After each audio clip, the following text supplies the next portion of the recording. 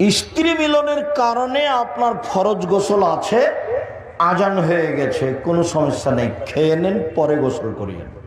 দিনে স্বপ্ন দোষ হলে সিয়ামের ক্ষতি হবে না। আপনি ঋতু হায়েজ বন্ধ করে ট্যাবলেট খেয়ে পিল বড়ি খেয়ে বন্ধ করে সিয়াম থাকতে পারেন, কোনো সমস্যা নেই।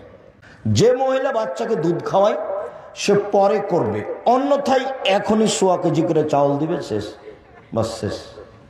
স্ত্রী মিলনের কারণে আপনার ফরজ গোসল আছে, আজান হয়ে গেছে, কোনো সমস্যা নেই, খেয়ে নেন, পরে গোসল করিয়েন। সাহারি খান এই অবস্থাতে গোসল না করেই সাহারি খেয়ে নেন, তারপরে গোসল করে সালাত আদায় করেন, কোনো সমস্যা নেই। দিনে স্বপ্ন দোষ হলে সিয়ামের ক্ষতি হবে না।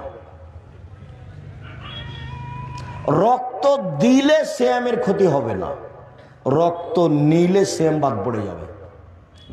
শ্বাসকষ্টের কারণে ইনহেলাল ব্যবহার করলে সিয়ামের ক্ষতি হবে না। যেই ইঞ্জেকশন খাদ্যমূলক সেটা নিলে রোজা ভেঙে যাবে, যে ইঞ্জেকশন খাদ্যমূলক নয় সেটা নিলে সিয়ামের ক্ষতি হবে না। তরকারি জিহ্বাতে চেখে দেখলে সিয়ামের ক্ষতি হবে না।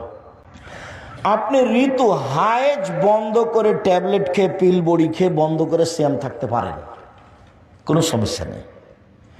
ছেড়ে দিয়ে পরে থাকবেন, ভালো কথা। অচল মানুষ যারা সিয়াম থাকতে পারছে না তারা প্রত্যেকদিন 1.25 কেজি করে চাউল দিবে ফকির মিসকিনকে। যে মহিলার পেটে বাচ্চা আছে, গর্ভবতী, সে পরে সিয়াম পালন করতে পারে, বা এখনই 1.25 কেজি করে চাউল দিবে, বাস শেষ। যে মহিলা বাচ্চাকে দুধ খাওয়ায় সে পরে করবে, অন্যথায় এখনই 1.25 কেজি করে চাউল দিবে, শেষ, বাস শেষ।